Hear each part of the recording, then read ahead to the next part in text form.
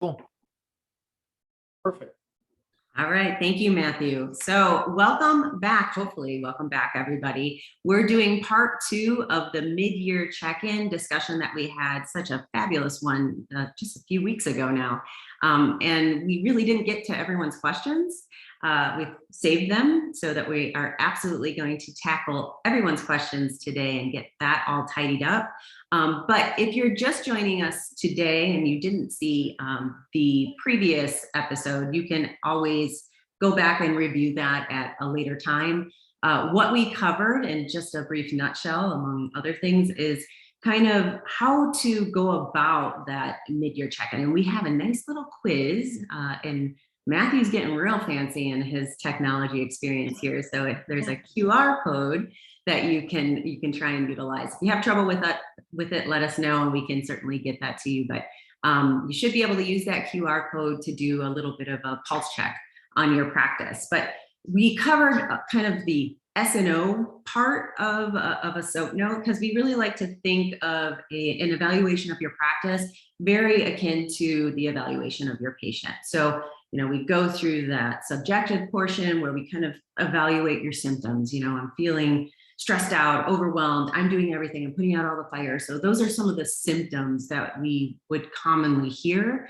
And then we really look objectively at your practice. So, we kind of go through all of those CEO stats, the P&Ls and your, gross income, your all of the AR, all the stats that you're going to be evaluating on a week to week, month to month, quarter to quarter basis.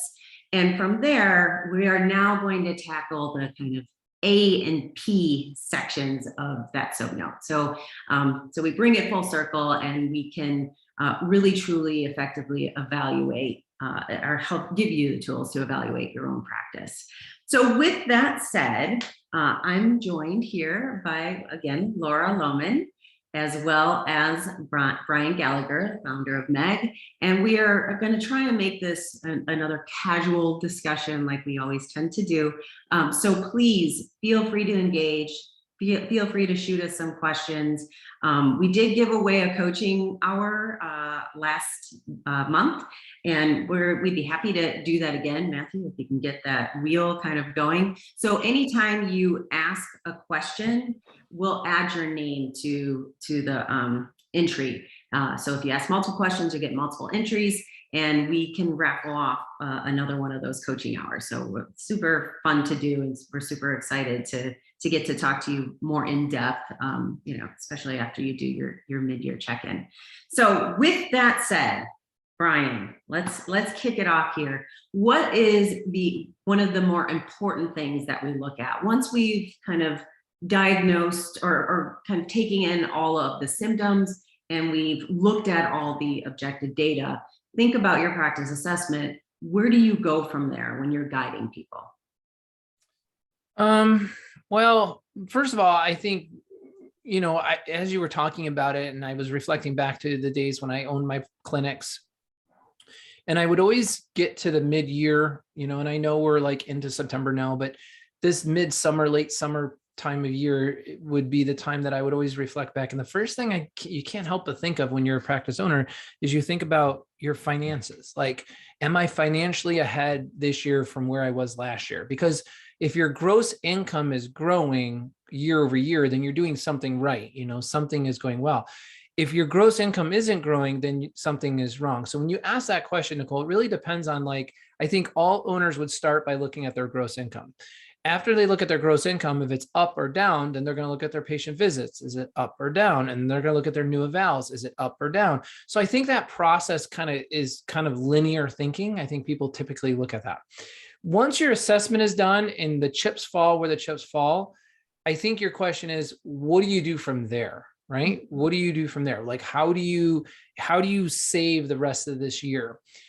The very first thing I would recommend everybody do is, number one, look at yourself and ask yourself, what am I doing differently this year? Let's say your stats aren't going well. Let's say your GI is down, your visits are down. What have I done differently this year than what I did last year? What external influence has happened in my external community that I didn't react to or I wasn't proactive on?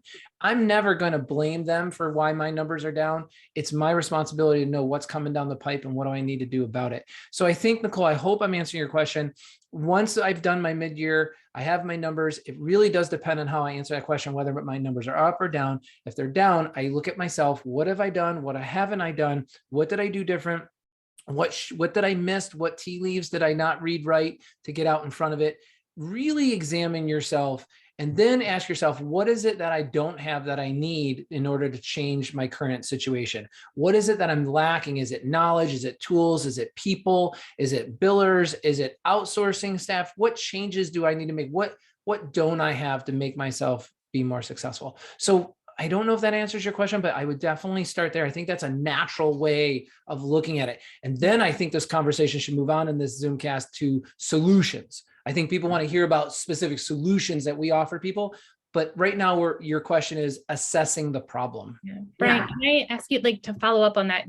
When you spoke about it being kind of a linear, progress or funnel, it almost sounds like with our patients, like a differential diagnosis, right? Yeah. Like peeling back the layers of finding in that assessment what the root cause is, right? Can you talk a little bit more about what link in the chain, how you follow that down when you were really doing a mid-year check-in for your practices? Okay, so let's say I looked at GI and, GI was down. Let's say I looked month over month, right? And my GI was down August of 2022 compared to August 2021. And then I look at visits and let's say visits was up. And I'm like, well, wait a minute, how could GI be down and visits be up? And maybe I had to go back another year because July's numbers yield August's income, right? So let's say I did that. That's where I start to make connections. Like, what's gross income telling me? What's the visits relationship to the gross income? If GI is down, visits are up, then I have to look at, well, what did we not do within those visits? How did we not produce the highest volume of care being delivered within each one of those visits? Or evals are up, but visits are down. Well, how many therapists are doing DC dumping, right? We're just discharging people. So I start to find the connections between each one of those metrics, right? I start to look at those connections in that way. Does that help? Does that answer? Absolutely. Yeah. Because I think we do the same with our patients, right? You're tracing not just the symptoms, but the root cause.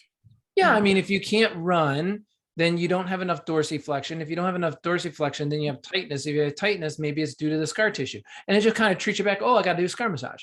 Right. I don't put them on more stretches necessarily. I don't pound them on the treadmill longer. I go back to the basic. Oh, the tissue's simply too tight. Let's release that tissue and then let's go back to that function.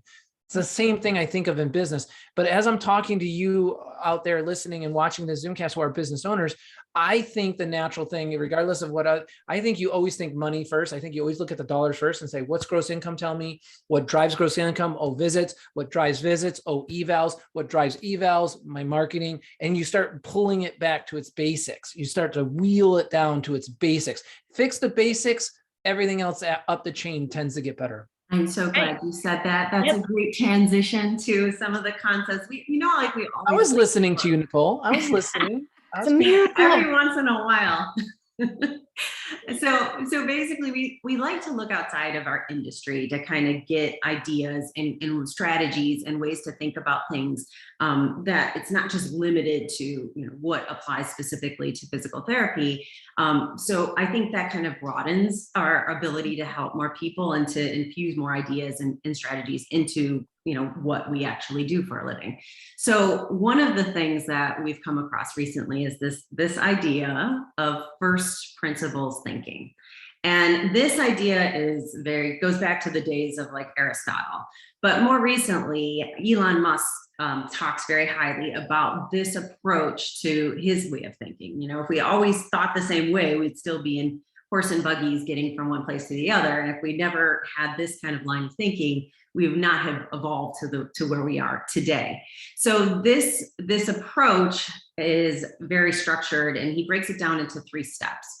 1 is to identify the assumptions, 2 is to break down the problem, and 3 is to create new solutions. So Just to kind of wrap our brain around how this might apply to physical therapy or a physical therapy practice, I wanted to take one of the questions and try and I guess problems and infuse this in to some more practical applications. So this came from Allison the last time we met.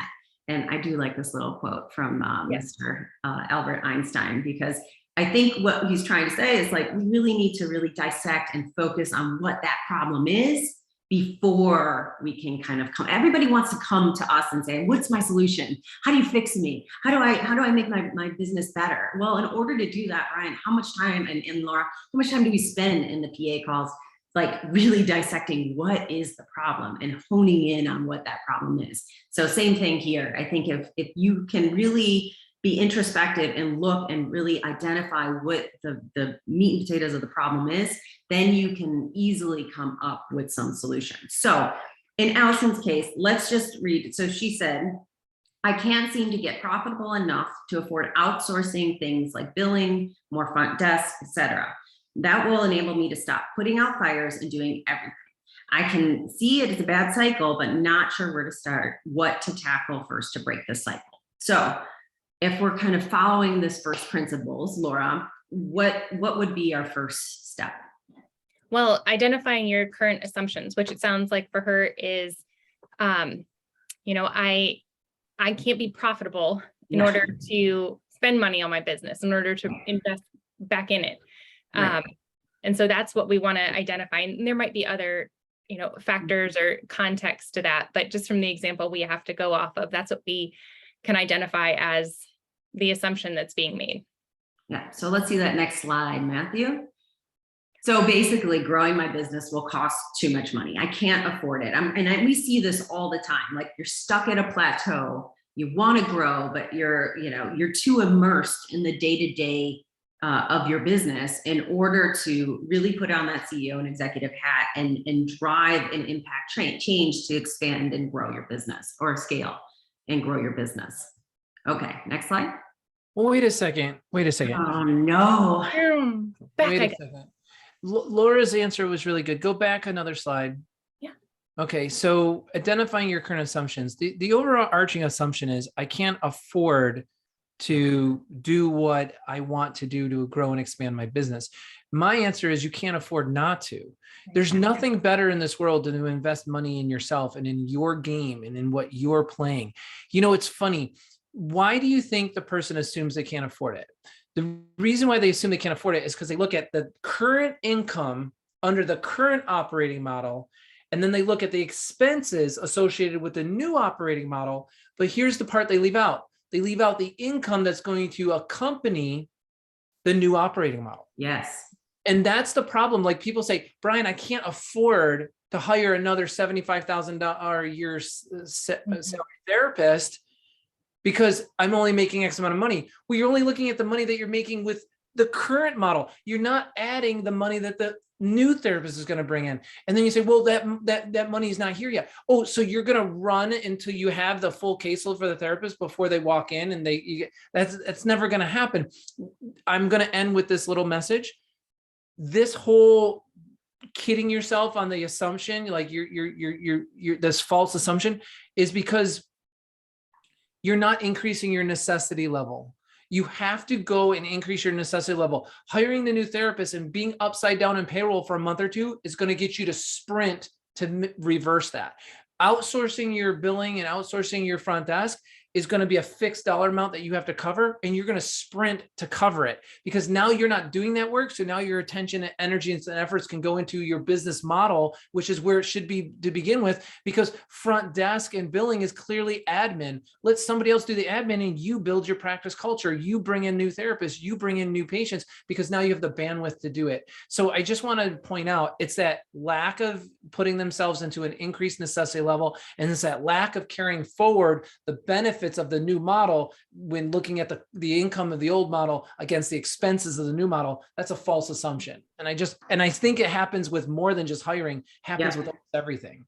Yeah. No, I agree. And I think that's a good way to think of it, is not having the, maybe enough of the foresight to know, like, you are going to be able to more than increase your profits, than what you even probably really think or realize.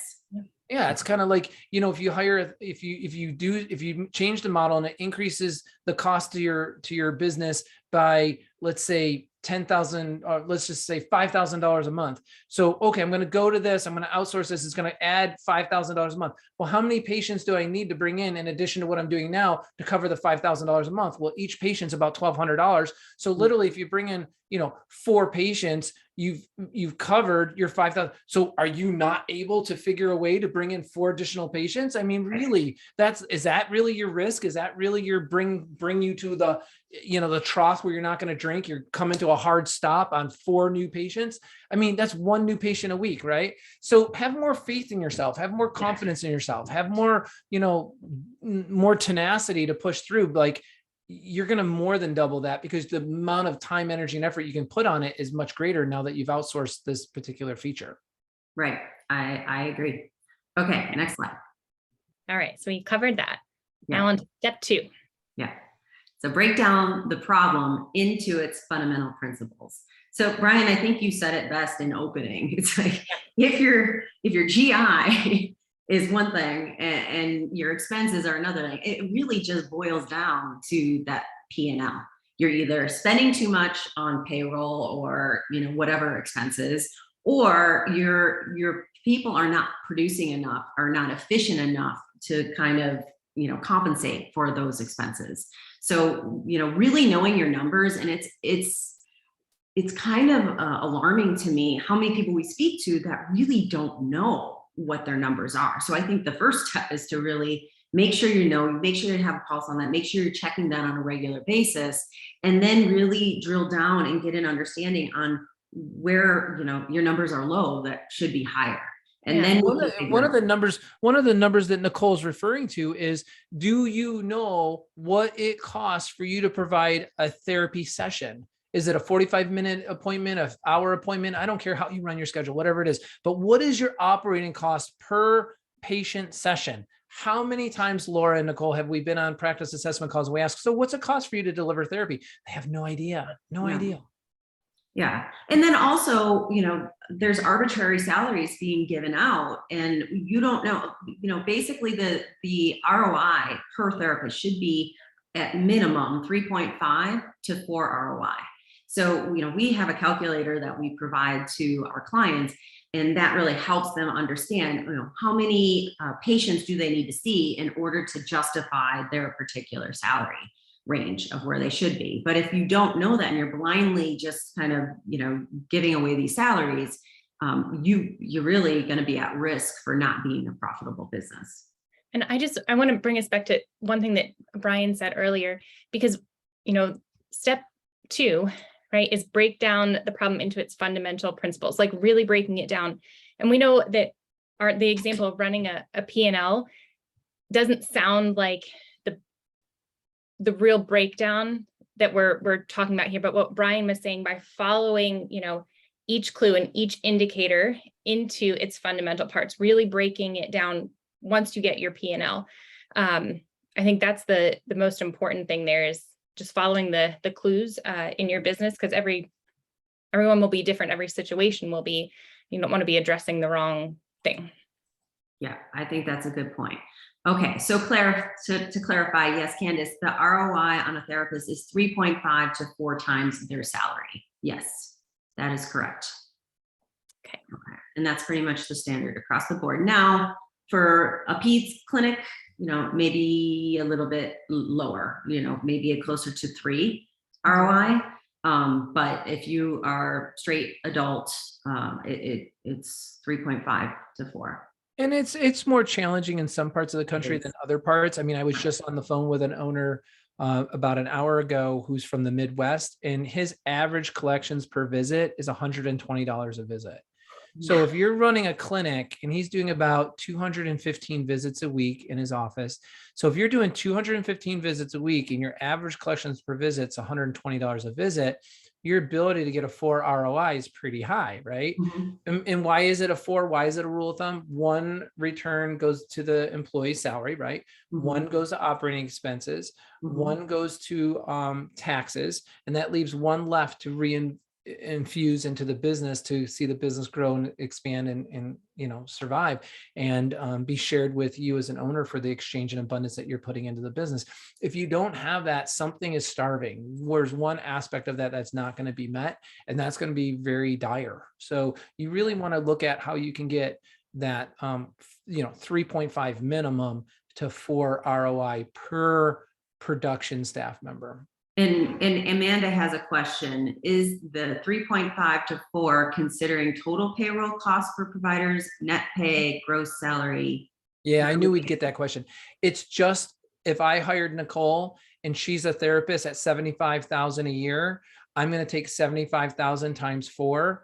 And I'm going to say, Nicole, that's $300,000. I think if that math is right, $300,000 divided by the dollars per visit we get. Here's the number of visits annually. Here's the number of visits weekly. So I can kind of really calibrate like how efficient she needs to be clinically and how productive she needs to be as a clinician to operate within my practice. It's really that simple math. We don't take into all the other nuances of, and maybe you want to do that and it's going to be a little bit more dialed in, but my feelings on that is everything is different after that. Benefit packages switch, salary, taxes change. They're not all the same. So I just look at what my offer is for my person. If I'm offering her 75,000, multiply it by 4, can this person generate 4 times that based on our operating basis? And that's for PTs. For PTAs, that should be closer to 5 to 6. Yeah, 5 to 6. Yeah. So 3.5 to 4, 5 to 6 for PTAs. That's correct. Yeah. Okay. So next slide. Yes. So create new solutions from scratch. That's where we kind of boil it down to its simplest parts. Where are the major problem areas? Where do we need to hone in and focus? And let's say, your therapists are underproducing. They're not efficient. They're not, at or above 85% efficiency with their weekly schedules.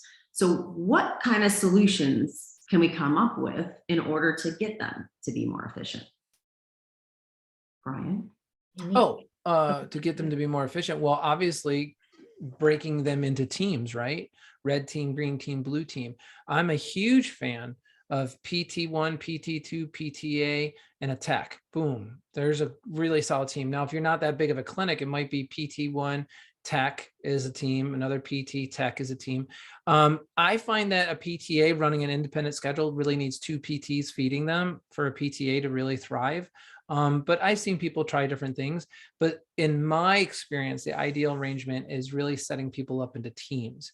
Another solution outside of the box, just really creating from scratch, is making sure that all eval'd patients are scheduled out their entire plan of care between 2 clinicians. And I don't care if that's a PT, PTA or PT, PT, but 2 clinicians. When you do that, you increase efficiency whenever there's holiday, sick, vacations, because that patient's going to be comfortable between 2 people, not just 1, and they can pick more days and times to maintain their plan of care frequency because they have 2 schedules to pick from, not 1.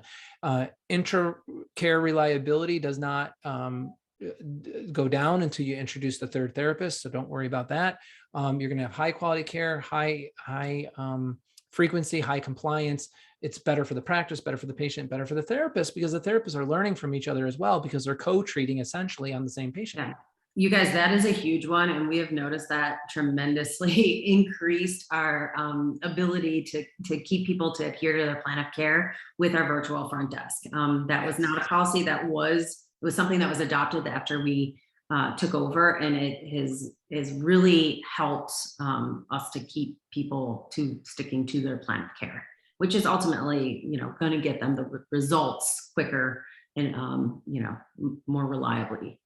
Definitely. And without that, if Laura went on vacation, I can tell you what, her patients aren't coming in that week she's on vacation because they don't know anybody else.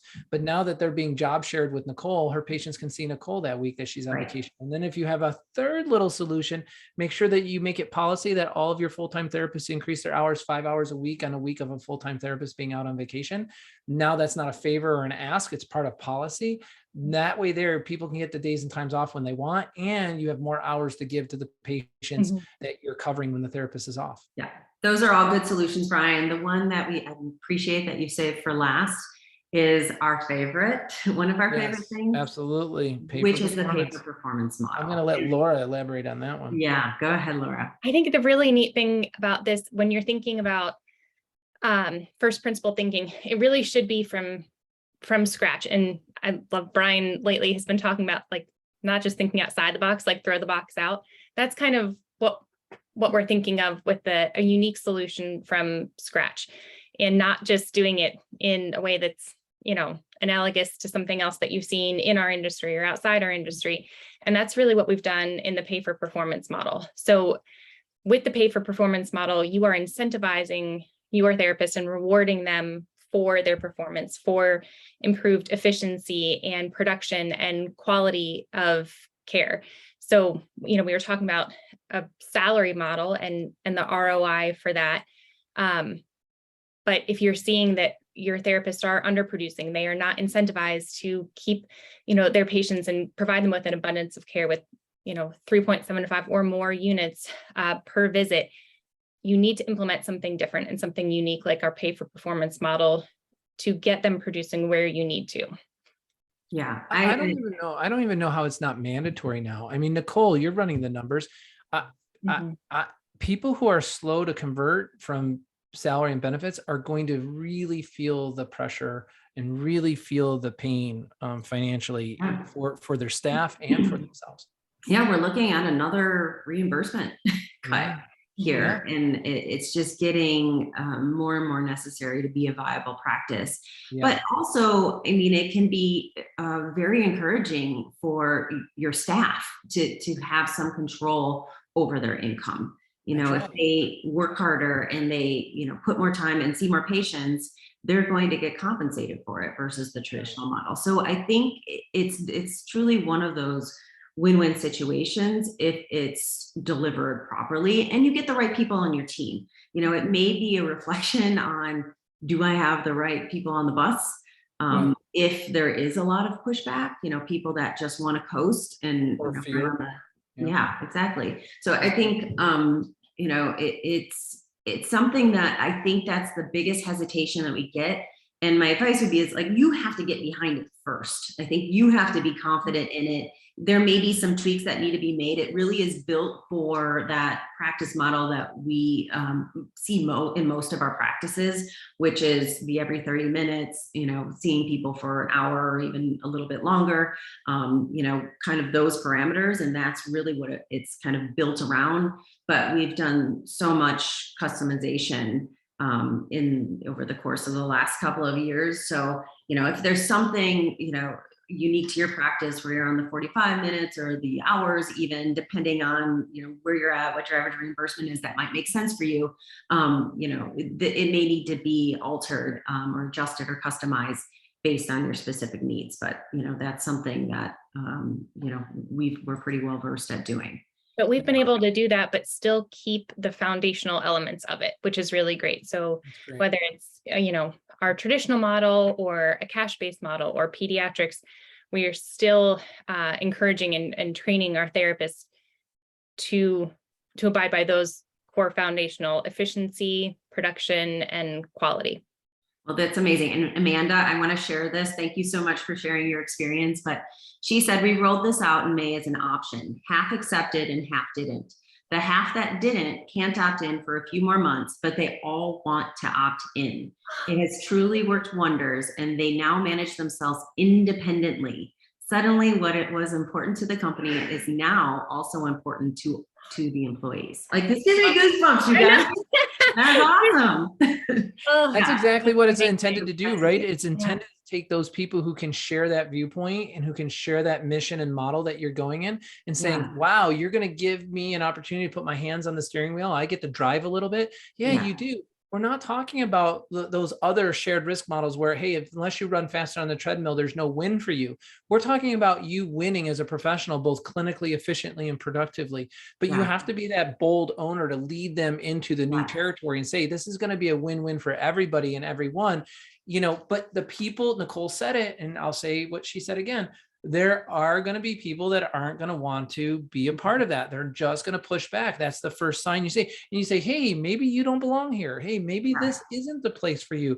Maybe you do like that government job where you get paid for doing nothing. That's fine. There are plenty of places you can go do that, but you can't do that here. Yeah. That's not okay. And Melissa said, it is also working amazing at our practice. So Great. Thank you guys for sharing. That's awesome. And I will say, I think a lot of it is fear of the unknown. Like Brian, you always say, like, what you don't know, it's like you start to fill in the blanks, You're the effect of what you don't know. That's right. Yeah, exactly. So I think, leading from that position of confidence, like, hey, this is truly attainable. And I think one of the biggest reservations from people that I hear is like, what if I can't fill my therapist schedule? What would you say to someone that says, what if it's not their fault? I can't fill their schedule. How would you handle that? Well, I would say, let's look at what the problem is with that, right? What's going on in your marketing? What's going on in your branding? What's going on in your return business? Are you getting 65% of your evals coming in from patients who've been here before, friends, family member, coworkers of patients who've been here before? So that's really where you get most of your new patients, is through the experience of others, right? So again, it goes through those assumptions. What if? Well, let's examine that. Let's examine what efforts you're putting in on that area and what can you do better? Where can you put more strength in there? And maybe you're overstaffed.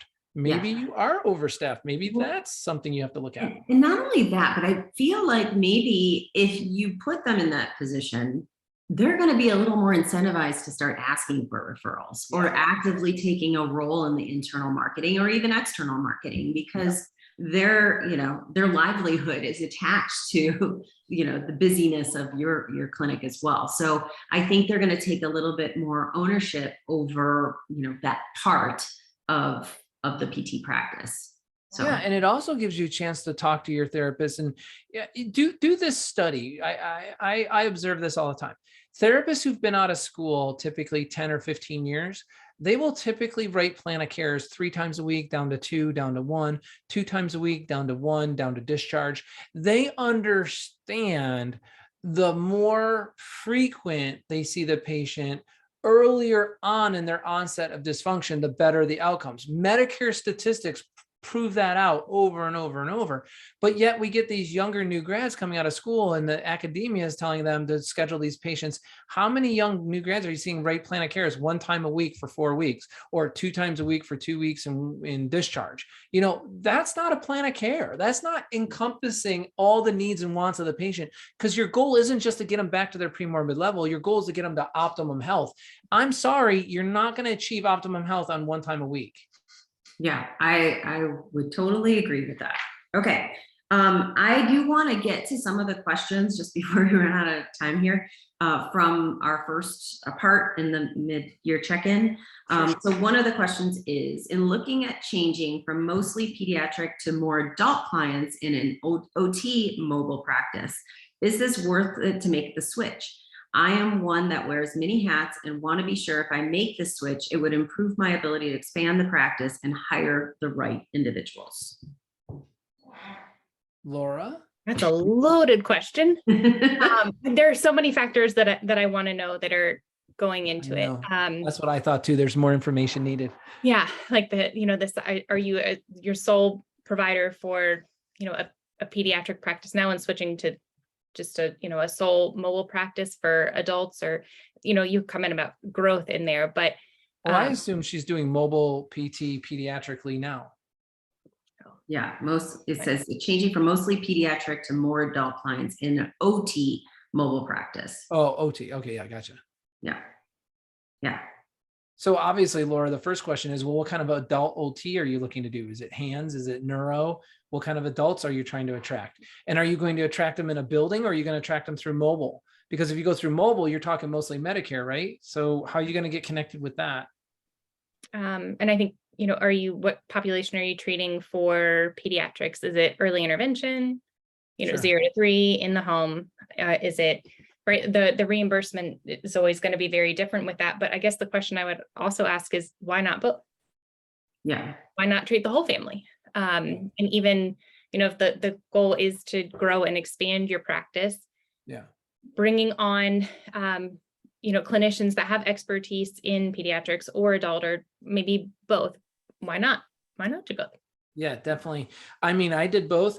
17 years, ran a pediatric and adult practice, 35% peds. The rest of it was adults, and was the best thing I ever did. The best of both worlds, because you have that stable pediatric caseload, and then you have those incoming adults, and you just get to ride that so well. It was just such a great practice. And when mom and dad are there letting you treat Johnny and Susie, well, they're like, well, my shoulder's hurting, or my mother-in-law is hurting, or this or that.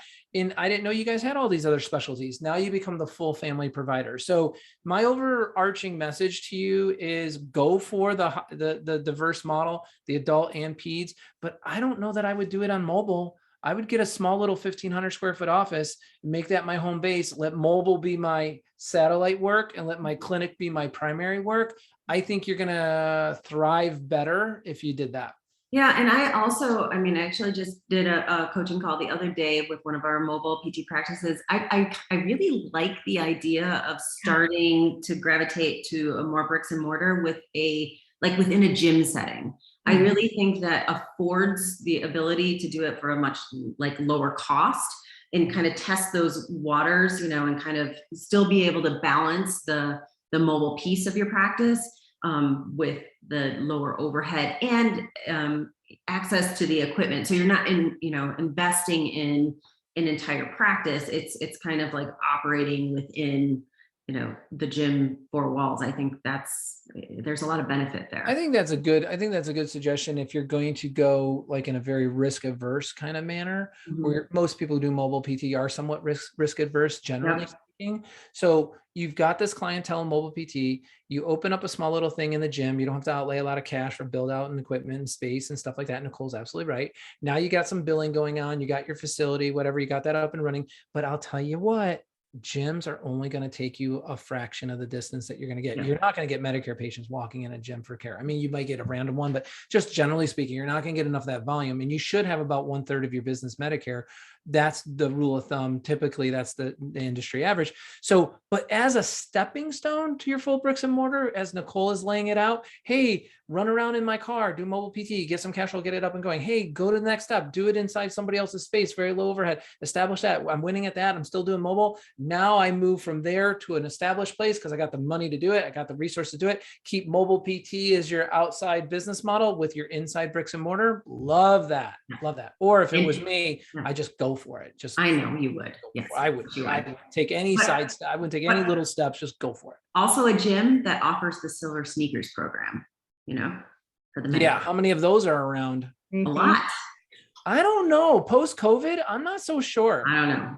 Well, my parents both hold the Silver Sneakers membership. Oh, her parents are not the normal Americans. Okay, good. I wish I would have asked this one before, but we'll ask it now. Can you give more details about how the pay for performance works? Laura? Oh, well.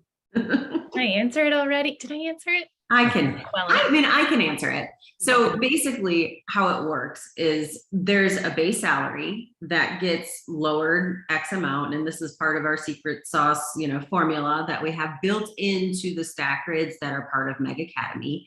So that's beautiful. You built it all in, Nicole. That's really something to emphasize. It's all done for you, everybody. It's all formulated. All the forms are there.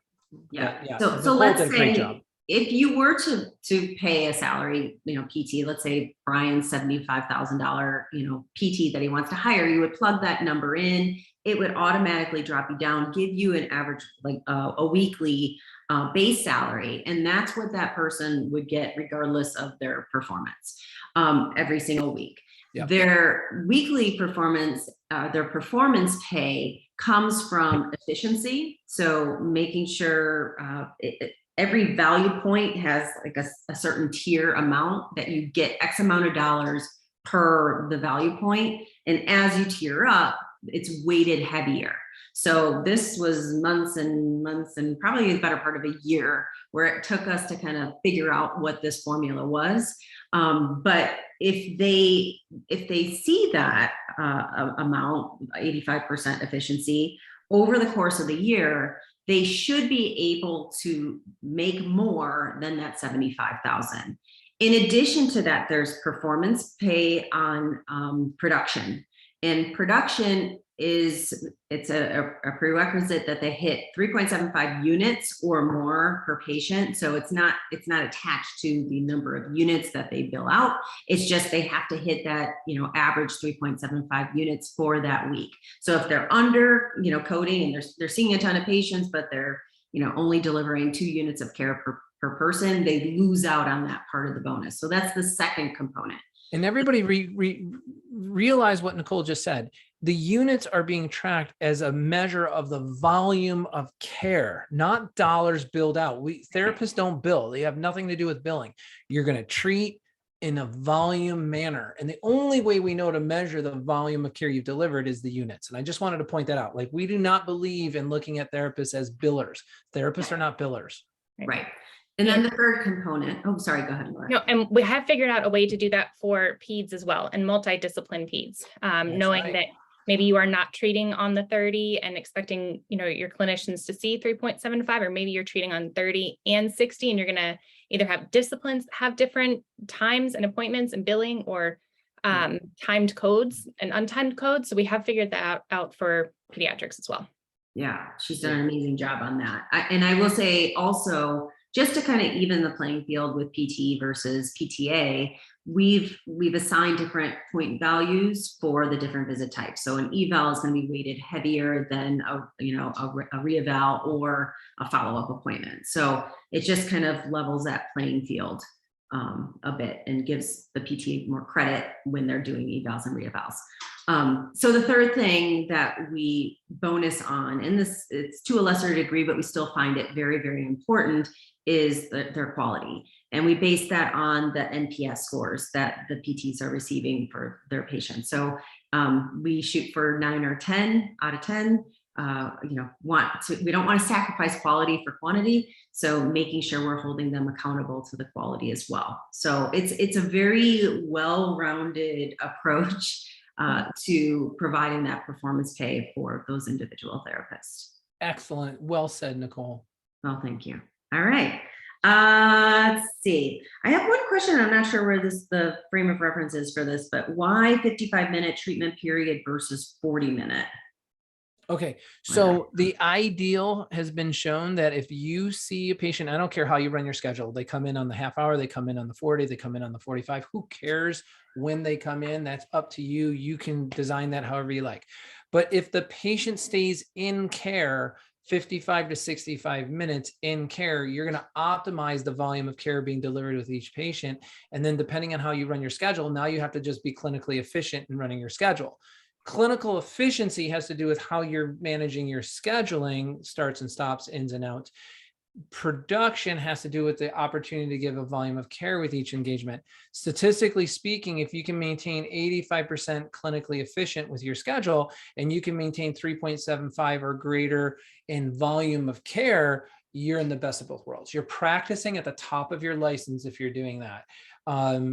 If you're struggling with understanding how Medicare allows you to bring patients and go back and forth between the patients and add up the time and add up the minutes, that's all in our training. It's been lectured on, it's been documented, it's been presented. I called Medicare and I wanted an audit. I had an auditor come to my clinic. I ran this by an auditor sitting in my gym. So there's zero lack of confidence on our part on how we can properly articulate and give you the 4 rules to success on doing that.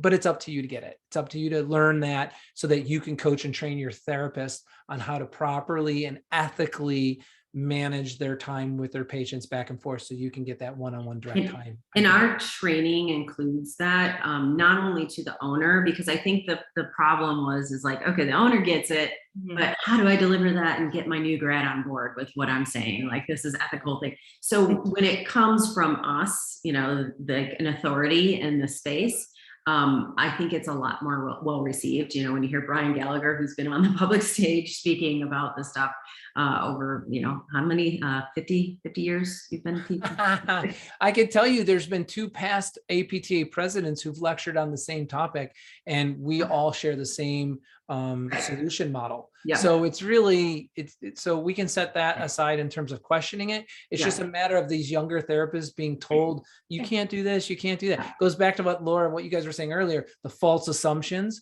Yes. Man, do we run into false assumptions when it comes to scheduling and crossing over and what's ethical? It's not. So many false assumptions. So if not us, then go with somebody else and really learn the way to do it. One of the problems I will see is there are consultants out there that teach charging and coding and stuff like that. The problem is they teach a lot of fear.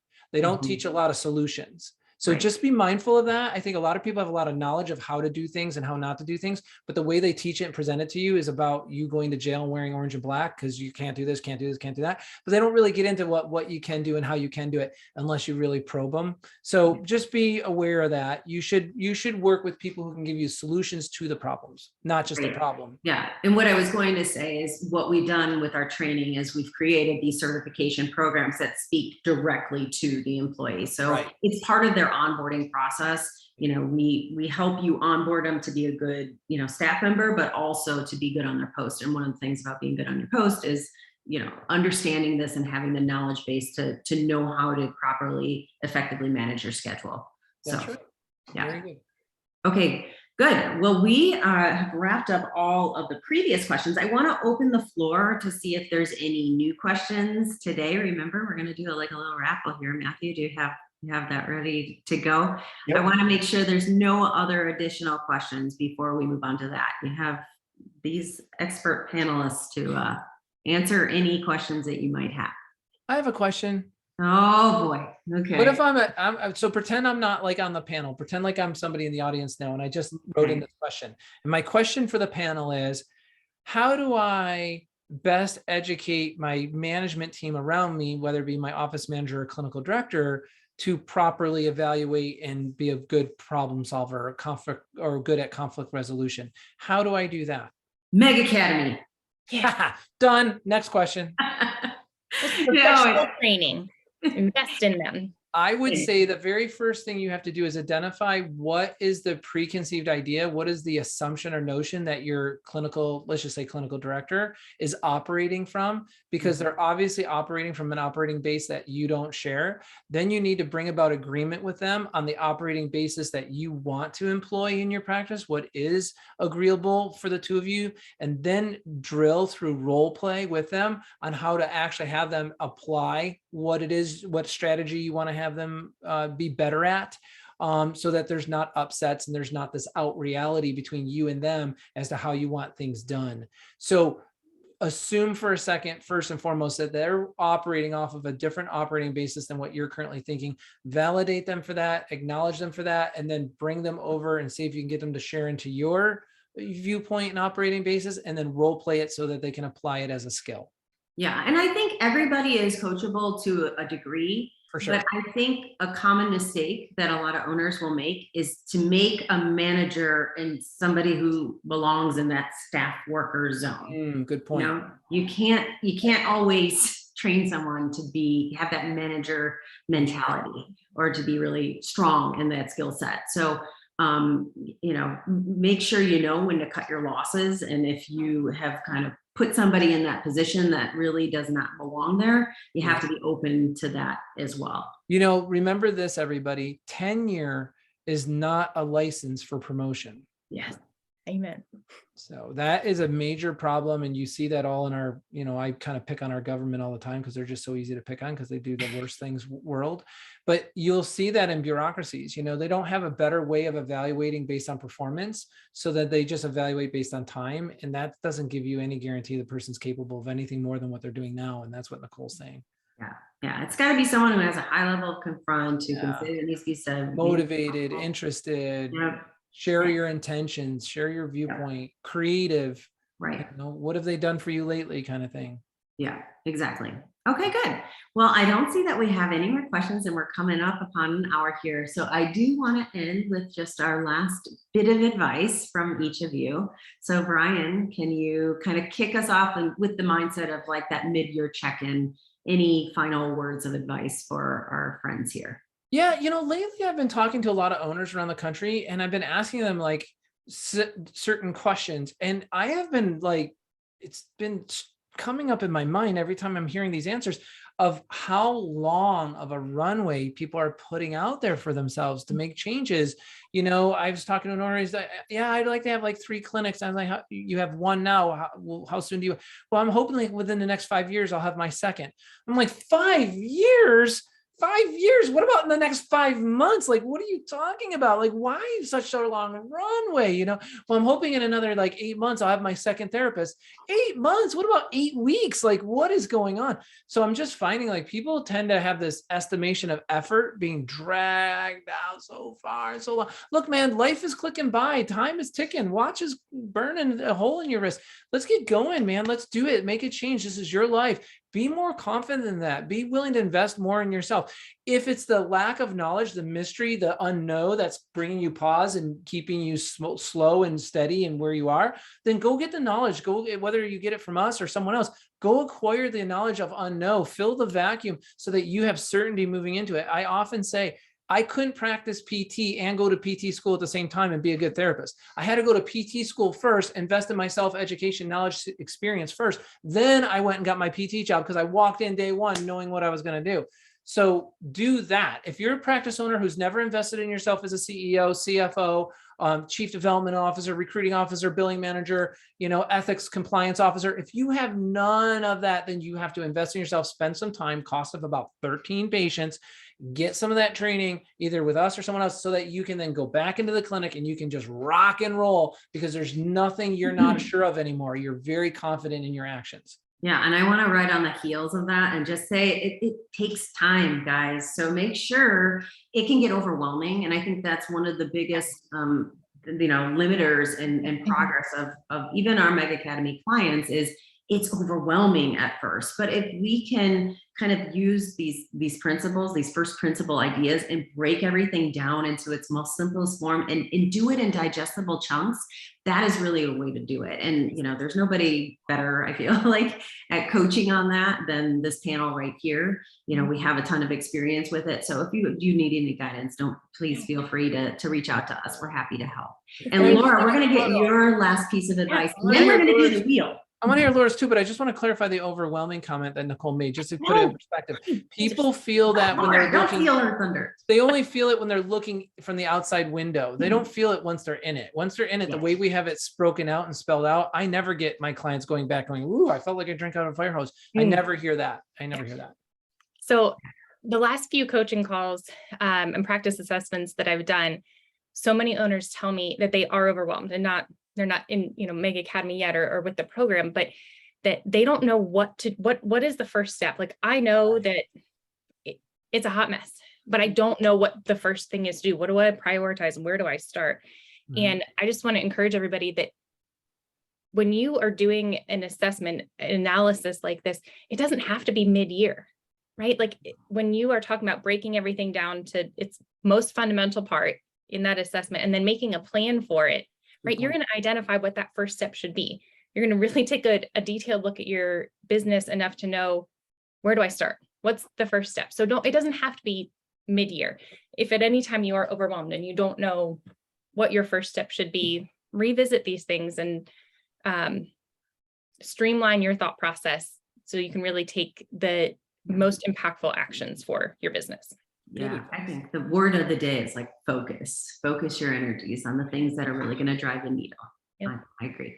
Okay, let's do our big wheel of fortune here, Matthew. Woo! Okay, here we go.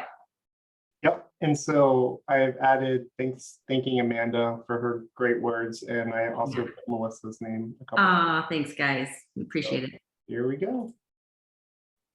Is Brian, do you know? Oh, big money, big money. No whammies? Yeah, no worries. And, oh, Candace. Oh, I just used last name. I know All you last. right. Yay, Yeah. it is.